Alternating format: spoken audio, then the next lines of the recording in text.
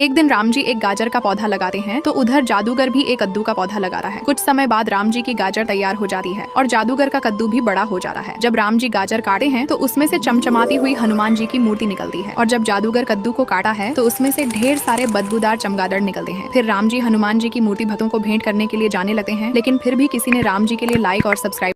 एक दिन राम जी एक गाजर का पौधा लगाते हैं तो उधर जादूगर भी एक कद्दू का पौधा लगा रहा है। कुछ समय बाद राम जी की गाजर तैयार हो जाती है और जादूगर का कद्दू भी बड़ा हो जा रहा है। जब राम जी गाजर काटे हैं तो उसमें से चमचमाती हुई हनुमान जी की मूर्ति निकलती है और जब जादूगर कद्दू को काटा है तो उसमें से ढेर सारे बदबूदार चमगादड़ निकलते हैं। फिर राम जी हनुमान जी की मूर्ति भक्तों को भेंट करने के लिए जाने लगते हैं, लेकिन फिर भी किसी ने राम जी के लिए लाइक और सब्सक्राइब।